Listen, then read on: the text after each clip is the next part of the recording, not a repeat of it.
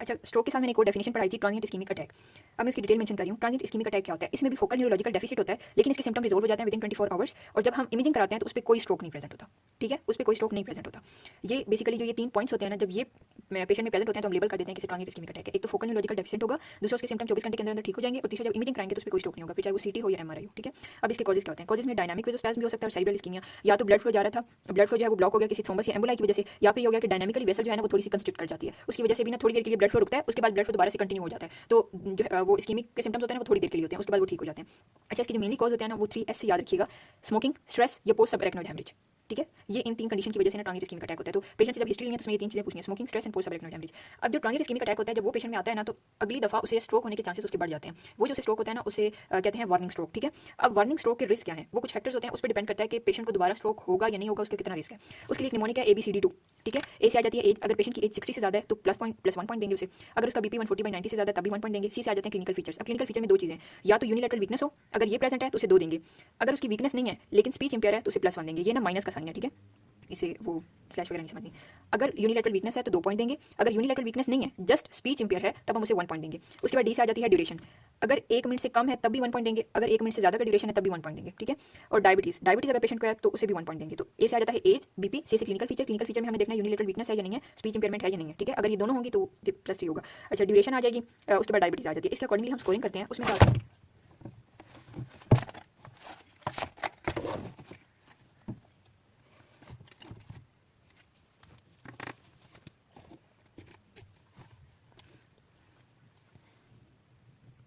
इसके अकॉर्डिंगली जब स्कोरिंग करते हैं, अगर 0 से 3 स्कोर होगा तो वो लो रिस्क है, 4 to 5 होगा तो मॉडरेट है, 6-7 होगा तो हाई रिस्क है। ठीक है, अच्छा, इसमें एक और बात ये थी, एक और पॉइंट है, बुक में ना 2 टर्म्स यूज हुई हैं, एक है इस्कीमिक कोर और एक है इस्कीमिक नम्बरा। ठीक है, पिनब्रा। बुक में 2 टर्मिनोलॉजीज यूज की हुई हैं, एक है इस्कीमिक कोर और एक है इस्कीमिक पिनब्रा। अगर तो ब्लड फ्लो बहुत ज़्यादा कम हो गई है, ठीक है, इतना ज़्यादा कम हो गया कि टिश्यू को प्रॉपर्ली ऑक्सीजन नहीं मिली, टिश्यू की डेथ हो गई है ना, तो वो सेल या टिश्यू जिसकी डेथ होती है ना वो इस्कीमिक कोर कहलाता है, और उनका ब्लड फ्लो जो होता है ना वो 10 ml से भी कम होता है। ठीक है, एक सेल को जो ब्लड मिल रहा है वो ब्लड अगर 10 ml से कम हो तो वो इतना कम होता है कि सेल या टिश्यू की ना प्रॉपर ऑक्सीजन नहीं मिलता और उसमें इरिवर्सिबल चेंजेस आने लग जाते हैं। उसकी वजह से जिन सेल या टिश्यू की डेथ होती है ना उन्हें कोर कहते हैं। ठीक है, दूसरी तरफ ये होती है कि ब्लड फ्लो कम है लेकिन इतनी नहीं है, परफ्यूजन कम हुई है लेकिन इरिवर्सिबल चेंजेस नहीं आए हैं, सेल जो है ना उसकी कोई कंपनसेटरी मैकेनिज्म इन्वॉल्व हो गया जिसकी वजह से सेल की डेथ नहीं हो रही है, तो वो जो सेल उस कंडीशन में होता है ना उस कंडीशन को इस्कीमिक पिनब्रा कहते हैं, और इसमें ब्लड फ्लो जो है ना वो लेस देन 25 मिलीलीटर होती है। ठीक है, नेक्स्ट आ जाते हैं हेमरेजिक स्ट्रोक। हेमरेजिक स्ट्रोक 2 तरह के होते हैं, मैंने पहले भी बताया था, इंटरसेरिब्रल है और एक्स्ट्रासेरिब्रल है। एक्स्ट्रासेरिब्रल में मेनली आ जाता है सबएरेक्नोइड हेमरेज। अच्छा, जो एपिड्यूरल और सबड्यूरल होते हैं ना ये बेसिकली हीमाटोमास होते हैं, लेकिन ये स्ट्रोक नहीं होते। एक्चुअली क्यों नहीं होते? जो स्ट्रोक होता है ना उसमें ब्रेन टिश्यू की कोई ना कोई पैथोलॉजी होती है। ठीक है, लेकिन जो एपिड्यूरल और सबड्यूरल होते हैं ना इसमें ब्रेन टिश्यू की कोई पैथोलॉजी नहीं होती है, इसमें बेसिकली वेसल्स का मसला होता है, वो रप्चर होती है, ट्रोमेटिक रप्चर होता है उनका, लेकिन उसमें कोई सेरिब्रल टिश्यू की जो है ना पैथोलॉजी नहीं होती है। इस वजह से जब एपिड्यूरल या सबड्यूरल हीमाटोमा होता है तो उसे हम स्ट्रोक नहीं कहते, लेकिन जो सबएरेक्नोइड हेमरेज होता है ना उसमें ब्रेन टिश्यू की पैथोलॉजी आ जाती है जिसकी वजह से हम उसे स्ट्रोक लेवल करते हैं, लेकिन इन दोनों को हम स्ट्रोक लेवल नहीं करते। सबसे पहले जो हेमरेजिक स्ट्रोक होता है ना उसकी मेनली कॉज होती है एनोरिज्म, तो हम सबसे पहले एनोरिज्म को डिस्कस करेंगे, उसके बाद आगे हम हेमरेजिक स्ट्रोक की तरफ जो है ना वो परस्यू करेंगे। अच्छा, एनोरिज्म क्या होता है? जब वेसल की वॉल वीक हो जाती है ना तो वो पोर्शन डायलेट हो जाता है। ये अगर वेसल की वॉल है ना, अगर किसी भी डैमेज की वजह से ये वॉल वीक हो गई है ना, आहिस्ता आहिस्ता जब इधर ब्लड लगेगा तो ब्लड वेसल जो है ना वो नॉर्मल, अगर उसका ये था ना एक डायमीटर, तो वो थोड़ी ना फूलना शुरू हो जाएगी। जैसे वो डायलेट होगी ना तो इस कंडीशन को हम कहते हैं एनोरिज्म। जब वेसल की वॉल वीक होती है तो डायलेट होना शुरू हो जाती है, ये इसे कहते हैं एनोरिज्म। अब जो मोस्ट कॉमन एनोरिज्म होता है ना वो होता है बेरी एनोरिज्म। अब बेरी एनोरिज्म बनता कहाँ पे है? बेसिकली जहाँ पे एंटीरियर सेरिब्रल आर्टरी और एंटीरियर कम्युनिकेटिंग आर्टरी का जंक्शन होता है ना वहाँ पे बेरी एनोरिज्म पड़ा होता है। ठीक है, यहाँ से आ रही होती है मिडल सेरिब्रल आर्टरी, ये आगे जा रही होती है एंटीरियर सेरिब्रल आर्टरी, और ये जो इनकी कम्युनिकेशन होती है ना ये करवाती है एंटीरियर कम्युनिकेटिंग आर्टरी, तो ये ना यहाँ पे जाके इसके जंक्शन पे बनता है। जो एंटीरियर सेरिब्रल आर्टरी और एंटीरियर कम्युनिकेटिंग आर्टरी के दरमियान होता है ना ये से कहते हैं बेरी एनोरिज्म। ठीक है, और बेरी एनोरिज्म जब रप्चर होता है तो उसकी वजह से जो हेमरेज होता है उसे सबएरेक्नोइड हेमरेज कहते हैं। ठीक है, एनोरिज्म में मोस्ट कॉमन एनोरिज्म कौन सा है? बेरी एनोरिज्म है, और berry aneurysm most common cause होता है सबएरेक्नोइड हेमरेज का, तो ये चीजें याद रखनी है। ठीक है, मैं अगेन रिपीट कर देती हूँ, सबएरेक्नोइड हेमरेज का मोस्ट कॉमन कॉज क्या है? बेरी एनोरिज्म, और बेरी एनोरिज्म तमाम एनोरिज्म में से मोस्ट कॉमन एनोरिज्म होता है। ठीक है, अच्छा, अब इसमें थोड़ा सा है, ये ज़्यादा इंपॉर्टेंट नहीं है, जस्ट फॉर द इन्फॉर्मेशन है कि एनोरिज्म अगर एंटीरियर कम्युनिकेटिंग आर्टरी का होगा ना तो वो ऑप्टिक कियाज्मा को कंप्रेस कर देता है, उसकी वजह से पेशेंट हमारे पास आता है बाइटेम्पोरल हेमियानोपिया के साथ आता है। लेकिन अगर पोस्टीरियर कम्युनिकेटिंग आर्टरी में का एनोरिज्म रप्चर हुआ है ना तो उसकी वजह से एनोरिज्म बने ना तो उसकी वजह से क्रेनियल नर्व जो 3 होती है ना वो कंप्रेस हो जाती है, तो उसमें एक तो पिपल डायलेट हो जाता है, दूसरा आइज की डाउनवर्ड या आउटवर्ड मूवमेंट हो जाती है। ये प्लस माइनस होता है, ये होना, लेकिन पिपल जरूर डायलेट कर जाता है। ठीक है, फॉर द एमसीक्यूज याद रख लें। अच्छा, एनोरिज्म के ना कुछ रिस्क फैक्टर है, उसका निमोनिक मैंने एनोरिज्म भी रखा है, इसमें जो लाइन वाले हैं वो बेसिकली ए से आ जाता है adult polycystic kidney disease, N से न्यूरोफाइब्रोमाटोसिस टाइप 1, ई से एरलेस डेनलेस सिंड्रोम, एस से स्मोकिंग साथ हाइपरटेंशन, और एम से मार्फन सिंड्रोम। ठीक है, ए से adult polycystic kidney disease, neurofibromatosis type 1, E से एरलेस डेनलेस सिंड्रोम, एस से स्मोकिंग एंड हाइपरटेंशन, एम से मार्फन सिंड्रोम। ठीक है, अब बात करते हैं कि हेमरेज क्यों होता है। हेमरेज की कुछ कॉजेज होती हैं, मोटी मोटी अगर देखें तो एनोरिज्मल कॉज है, नॉन एनोरिज्मल या ट्रॉमेटिक। एनोरिज्मल का तो पता है कि एनोरिज्म जब रप्चर होगा तो हेमरेज हो जाएगा, ट्रॉमेटिक कोई भी ट्रॉमा हुआ उसकी वजह से रप्चर होगी। तीसरी होती है नॉन एनोरिज्मल। नॉन एनोरिज्मल में ना फर्दर 3 मसले आते हैं। क्या है? ये ब्लड वेसल है, ये उसके अंदर ब्लड पड़ा हुआ है, तो या वेसल की मेलफॉर्मेशन होगी या हेमेटोलॉजिकल डिस्टर्बेंस होगी या यहाँ पे कोई ना कोई ट्यूमर पड़ा है। जस्ट सिंपल बात है, क्या बताया? वेसल है या वेसल की मेलफॉर्मेशन है, इसके अंदर ब्लड पड़ा है तो कोई ब्लीडिंग डिसऑर्डर होगा या यहाँ पे कोई ट्यूमर बन गया। सिंपल, ये होगी हेमरेज की कॉजेज। अच्छा, पहले आ जाती है इंट्रासेरिब्रल हेमरेज। इसमें क्या होता है कि जो ब्लड ब्रेन पेरेन्काइमा होता है ना, सॉरी ब्रेन का टिश्यू होता है, उसके अंदर ब्लड की कलेक्शन हो जाती है। ठीक है, ब्रेन पेरेन्काइमा में ब्लड कलेक्ट हो जाता है। मेनली साइट कौन सी होती है? Basal ganglia. अब बेसल गैंग्लिया में ना स्मॉल परफोरेटिंग आर्टरीज प्रेजेंट होती हैं। मैंने लेक्यूनार स्ट्रोक में भी बताया था, वो जो स्मॉल परफोरेटिंग आर्टरीज होती हैं उसमें से एक आर्टरी है लेंटिकुलर स्ट्राइएड आर्टरी। ठीक है, इसका जब एनोरिज्म होता है ना इस आर्टरी का, माइक्रो एनोरिज्म होता है, तो इसका एक स्पेसिफिक नाम है शार्कोट-बुशार्ड। ठीक है, वो होता क्यों है? क्रोनिक हाइपरटेंशन चल रही होती है, हाइपरटेंशन की वजह से हाइलाइजेशन होती है आर्टरीज की। अगर ये एक आर्टरी पड़ी हुई है, ठीक है, यहाँ पे आके हाइलाइन डिपॉजिट होना स्टार्ट हो जाएगा, जिसकी वजह से ये थिक होंगी, अगेन उसका ल्यूमेन जो है वो नैरो हो जाएगा और वॉल इतनी फ्रेजाइल होती है कि जब एकदम से ब्लड प्रेशर थोड़ा सा भी ज्यादा आता है तो ये जो है ना ये डायलेट हो जाती है। ठीक है, उसकी वजह से एनोरिज्म बन जाता है। तो स्मॉल आर्टरीज का जब माइक्रो एनोरिज्म्स बनते हैं तो वो माइक्रो एनोरिज्म जब रप्चर होते हैं तो उसकी वजह से इंट्रासेरिब्रल हेमरेज होता है। ठीक है, तो इसमें CH से याद रखना है कि क्रोनिक हाइपरटेंशन में होगा और शार्कोट-बुशार्ड माइक्रो एनोरिज्म का नाम है। ठीक है, उसके बाद आ जाती है एपिड्यूरल हीमाटोमा। एपिड्यूरल हीमाटोमा में ये होता है कि स्कल और ड्यूरा मैटर के अंदर ब्लड की कलेक्शन हो जाती है। इसमें दो कॉजेज होती हैं, या ट्रॉमा है या MMA से याद रखना है, मिडल मेनिंजियल आर्टरी रप्चर हो जाती है। ठीक है, इसमें क्या होता है कि जब सीटी स्कैन में देखते हैं ना तो लेंथ शेप आती है, मतलब अगर इस तरह करके सीटी स्कैन होगा ना तो उसमें जो हेमरेज होगा ना वैसे लेंथ शेप होगा। ये लेंथ शेप क्यों होता है? क्योंकि ये सुचर लाइंस को क्रॉस नहीं करता। सुचर्स पड़े होते हैं ना यहाँ पे पड़े हुए होते हैं यहाँ पे, तो ये जो सुचर्स लाइन होती है ना ये उसे क्रॉस नहीं करता, ये स्पेसिफिक जगह पे आके ना इकट्ठा हो जाता है। इस वजह से एक तो लेंथ शेप होगा, सुचर्स लाइन को क्रॉस नहीं करेगा। दूसरी बात ये होती है कि ये ल्यूसिड इंटरवल में होता है। ल्यूसिड इंटरवल ये होता है कि पेशेंट ना जब उसे एकदम से अगर उसका हेड हिट किया है दीवार के साथ, उसका सर लगा है, तो जब हिट करेगा ना तो एक दफा तो वो अनकॉन्शियस होगा, उसके बाद ना वो दोबारा कॉन्शियस मतलब नॉर्मल हो जाएगा। ठीक है, फिर थोड़ी देर के बाद ना वो दोबारा अनकॉन्शियस हो जाता है, तो इसे कहते हैं ल्यूसिड इंटरवल, जिसमें बंदा एक दफा बेहोश होगा, फिर वो उठ जाएगा, फिर वो बेहोश हो जाएगा। अब ये क्यों होता है? जब वो पहले हिट किया था ना तो एकदम से ड्यूरा मैटर जाके और मेनिंजेस लगी हैं स्कल के साथ, वो बेहोश हो गया। अब जो ड्यूरा मैटर है ना उसने स्कल के साथ पील ऑफ होना है, वो आहिस्ता से पील ऑफ होती है और जो वहाँ पे हेमरेज हुआ है ना वो स्लोली एक्सपैंड करता है। जितने टाइम पीरियड में वो एक्सपैंड कर रहा होता है ना, इतने टाइम पीरियड में पेशेंट अपना कॉन्शियसनेस रीगेन कर लेता है। ठीक है, जब वो एक्सपैंड करके इतना हो जाता है कि वो बाकी स्ट्रक्चर्स को कंप्रेस करने लग जाता है ना तो पेशेंट दोबारा से अनकॉन्शियस हो जाता है, तो इसमें ना ल्यूसिड इंटरवल प्रेजेंट होता है।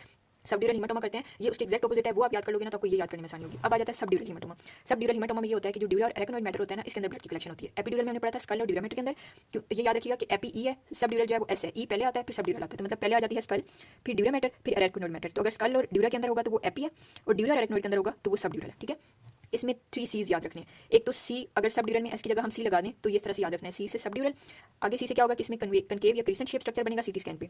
अगर ये सीटी स्कैन है ना तो इसमें इस तरह करके ना इसका होगा क्रीसेंट शेप या कनकेव शेप। दूसरा ये क्रॉस करता है सुचर्स लाइन को। तीसरा ये क्रॉनिक, अगर ये केस है ना तो अल्कोहलिक में या एल्डरली पेशेंट्स में होगा। अगर एक्यूटली प्रेजेंट किया तो वो ट्रॉमा की वजह से होगा। ठीक है, क्रॉनिकली प्रेजेंट किया तो अल्कोहलिक्स में या एल्डरली में होगा और अगर एक्यूटली प्रेजेंट किया तो वो ट्रॉमा की वजह से होगा। C से याद होगा, C से सब ड्यूरल, बाकी 3 C's concave and crescent, C से cross the sutures line and C से क्रॉनिक। क्रॉनिक इसमें अल्कोहलिक या एल्डरली। अब अगर एपिड्यूरल की हम बात करें तो इसमें क्रीसेंट शेप है और एपिड्यूरल में लेंथ शेप है। ये सुचर्स लाइन को क्रॉस करता है लेकिन ये सुचर्स लाइन को क्रॉस नहीं करता, इसमें ल्यूसिड इंटरवल होता है जो केस में नहीं होता। ठीक है, यहाँ पे मिडल मेनिंजियल आर्टरी एमसीक्यूज में आ सकता है कि मिडल मेनिंजियल आर्टरी कहाँ से एंटर होती है स्कल में, तो फोरामेन स्पाइनोसम से याद रखना। ठीक है, फोरामेन स्पाइनोसम। अच्छा, और इसमें जो एपिड्यूरल थी उसमें basically middle meningeal artery rupture हुई थी, लेकिन जो सब ड्यूरल हीमाटोमा होता है इसमें ब्रिजिंग वेन्स रप्चर होती है। ठीक है, ब्रिजिंग वेन्स।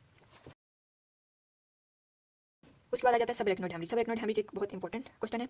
इसका जो सिनेरियो आता है ना उसमें मेनली इसके क्लिनिकल फीचर्स ही आते हैं। पेशेंट आएगा वोमिटिंग के साथ, नेक स्टिफनेस के साथ। ठीक है, और दूसरा आएगा थंडर क्लैप हेडेक या worst headache of my life के साथ सिनेरियो आएगा हमेशा। ठीक है, इसमें क्या होता है कि सब एरेक्नोइड स्पेस जो होती है ना उसमें ब्लीडिंग होती है। मैंने पहले बताया था मोस्ट इंपॉर्टेंट कोज क्या है, बेरी एनोरिज्म रप्चर हो जाता है, उसकी वजह से सब एरेक्नोइड स्पेस में ब्लीडिंग होती है। क्लिनिकल फीचर क्या होंगे? एकदम से थंडर क्लैप या worst headache of my life ये होगा, सिनेरियो में भी मेंशन होता है। उसके बाद जो है ना पेशेंट लॉस ऑफ कॉन्शियसनेस हो जाती है। प्लस माइनस है कि मेनिंजेस इरिटेट होते हैं ना तो उनके साइन भी प्रेजेंट होते हैं। उसमें क्या होगा? Neck stiffness, vomiting, photophobia and blood pressure भी रेज होगा। ठीक है, ये साइंस प्रेजेंट होना प्लस माइनस है, but thunderclap and worst headache of my life ये लाजमी प्रेजेंट होते हैं। ठीक है, तो अगर सिनेरियो में ये वर्ड आ जाता है तो उसका डायग्नोसिस सब एरेक्नोइड हेमरेज ही है।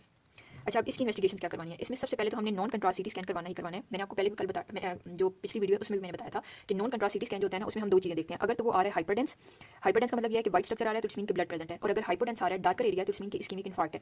लेकिन जो ब्लीडिंग होती है वो तो इमीडिएटली नजर आ जाती है, लेकिन जो इस्कीमिक इन्फार्क्ट होता है वो 6 घंटे के अंदर नजर नहीं आता, वो 24 से 48 घंटे के अंदर नजर आता है। ठीक है, तो अगर तो हमें नजर आ गया तो इट्स मीन कि वो क्या है? हेमरेज है। ठीक है, अगर वो नहीं आता तो फिर हम रूल आउट कर लेते हैं कि वो इस्कीमिक है। अब सेम इसमें भी सबसे पहले नॉन कंट्रास्ट सीटी स्कैन कराएंगे, हमारे पास रूल आउट हो जाएगा, लेकिन हमने ये करवाना होता है 12 घंटे के अंदर अंदर। 12 घंटे के अंदर अंदर करवाते हैं क्योंकि उसके बाद क्या होता है कि वो जो ब्लीडिंग वहाँ पे हुई होती है ना, क्योंकि फिर ना ब्लड प्रोडक्ट्स की लाइसिस होना स्टार्ट हो जाती है और आहिस्ता आहिस्ता वो जो उसका कलर होता है ना वो थोड़ा थोड़ा फेड होना स्टार्ट हो जाता है। ठीक है, प्रोसेस लाइसिस का स्टार्ट हो जाता है, इस वजह से 12 घंटे के अंदर अंदर अगर पेशेंट आया तो नॉन कंट्रास्ट सीटी स्कैन करवाना है। अगर सीटी स्कैन पे हेमरेज रूल आउट नहीं हुआ पहली चीज, या पेशेंट 12 घंटे के बाद आया तो फिर हम करवाते हैं लंबर पंक्चर। लेकिन अगेन हेमरेज अगर नेगेटिव है, अगर haemorrhage non contrast CT scan पे रूल आउट हो जाता है तो फिर हम लंबर पंक्चर नहीं करवाएंगे। ठीक है, क्योंकि ब्लीडिंग ऑलरेडी प्रेजेंट है, लंबर पंक्चर करवाएंगे तो ब्लीडिंग होने के चांसेस है।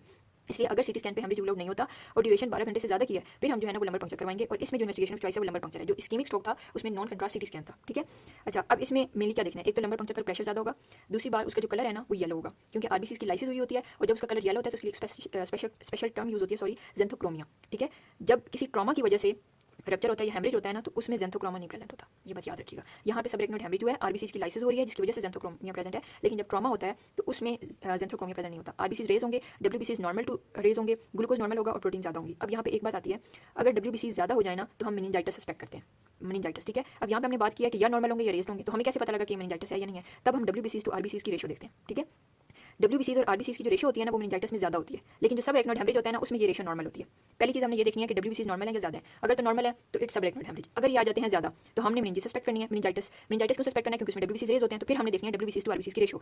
वो जब देखेंगे तो मेनिंजाइटिस में ये रेशो ज़्यादा होती है, लेकिन सबरेक्नोइड हेमरेज में ये रेशो नॉर्मल होती है, ठीक है। अच्छा, यहाँ पे हमने बात की थी कि सीटी स्कैन पे अगर नेगेटिव आता है और 12 घंटे ज़्यादा का ड्यूरेशन है तो फिर हम लंबर पंक्चर करवाते हैं। लंबर पंक्चर हमें कंफर्म हो जाता है एक तो ज़ेंथोक्रोमिया, दूसरा डब्ल्यूबीसीज और आरबीसीज की रेशो पे कि ये सबरेक्नोइड हेमरेज है या नहीं। लेट्स सपोज सीटीसी की फाइंडिंग भी हमें कुछ नहीं बताती और लंबर पंक्चर भी कुछ नहीं बताता, ठीक है। 12 घंटे हो चुके हैं, हमने सीटी स्कैन पहले किया था, उस पर कोई फाइंडिंग नहीं थी, फिर 12 घंटे हो गए थे, फिर हमने लंबर पंक्चर किया था, उस पर भी कोई फाइंडिंग नहीं मिलती, तो वो सबरेक्नोइड हेमरेज का केस नहीं है। कोई भी और डिफरेंशियल डायग्नोसिस हो सकता है लेकिन सबरेक्नोइड हेमरेज का वो केस नहीं है, ठीक है। तो ये बात याद रखनी है।